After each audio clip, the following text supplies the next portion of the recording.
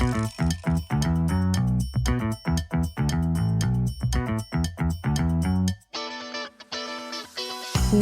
to the Rent to Rent Success podcast, all about creating consistent cash flow, escaping the 9-to-5, and really living life on your terms. This is the only podcast entirely dedicated to helping you achieve rent to rent success. It's our place to inspire each other to believe bigger, to be bolder, and to be game changers for good. I'm Stephanie Taylor, your guide on this exciting ride.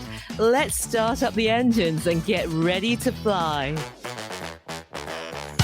Hello, hello, hello. It's Stephanie here. Welcome to episode 38 of the Rent to Rent Success podcast. Great to see you here. And today we are talking about whether the HMO market is saturated. So if you've heard this concern, you're wondering about this, you've had people saying it to you, and you're not sure whether it's true, this one is for you. And before I dive in, I just want to say I would love to see you in our community. The Rent to Rent Success Secrets community on Facebook is thriving, it's busy, and it's full of like-minded people who are ambitious, who are looking for more than the 9-to-5, who are ethical, want to do an amazing job for themselves and for the landlords and for the housemates that they work with. So I would love to see you over there.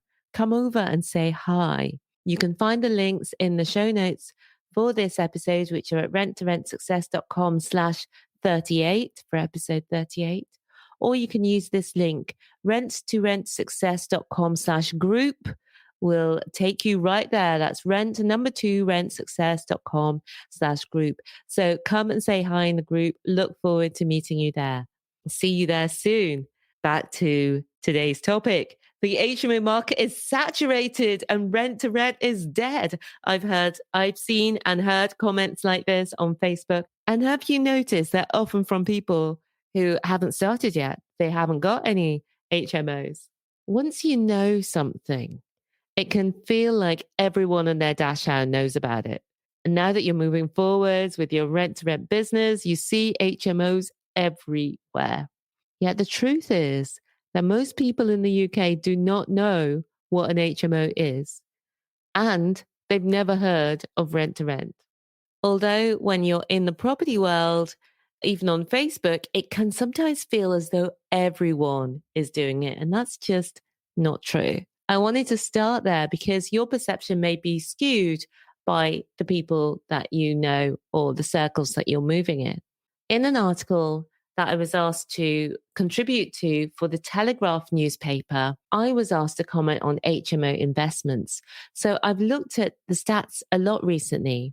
There will be links to that article from our website if you're interested in that. So we know that there is a shortfall in affordable housing. A National Housing Federation and Crisis report conducted by Heriot-Watt University reveals that the UK needs to build 340,000 new homes every year until 2031 to meet the housing demand. And what they're saying is that at least 145,000 of those homes need to be affordable. So let me explain how we're getting on. So they're saying we need over 340,000 new homes. Over 145,000 of those need to be affordable. So let's see how far we got. In the last 30 years, or in the 30 years between 1959 and 1988, 7.4 million houses were built in England. And in the 30 years between 1989 and to up to 2008, only 3.3 million houses were built. So over the period, we've got a shortfall of 3.1 million homes. So that's over 104,000 homes a year short over the last 30 years. So we know that there's a housing shortage. In 2018, the UK government estimated that there are around 4.5 million households in England that are housed in just under 500,000 HMOs. And Many councils have now introduced planning changes like Article 4, making it more difficult to create new HMOs. That means that the number of HMOs that exist is dropping, and the demand for those beautiful, affordable homes is actually going up. So young professionals and contractors make up the majority of our housemates, and many of them could easily afford a one-bedroom flat, but they prefer to share because they love the convenience of having all the housing costs in one payment, no utility bills, no broadband payments. It's all fully furnished and it's ready to go.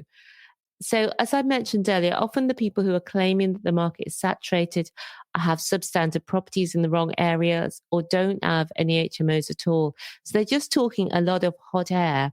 What we're seeing from people who do have quality HMOs and have gone through the due diligence process of choosing the right properties in the right areas are doing very well because demand is actually going up.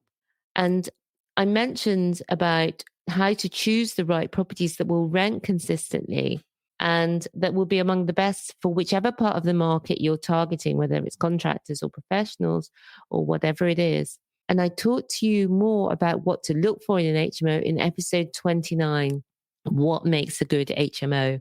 And you can see that either in your podcast app or on the website at renttorentsuccess.com/29 for episode 29.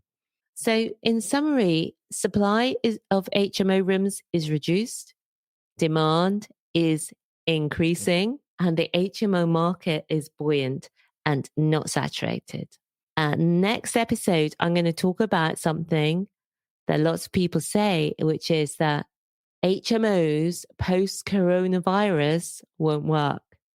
And does anyone still want to share after Corona? So if you want to join me for that next episode, make sure you don't miss that one. And if you want more of this juicy rent-to-rent goodness, did you know that we have a free searchable series of videos, podcasts, and all things rent-to-rent over at the renttorentsuccess.com/blog?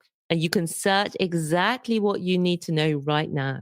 So until next time, have an amazing rest of the week.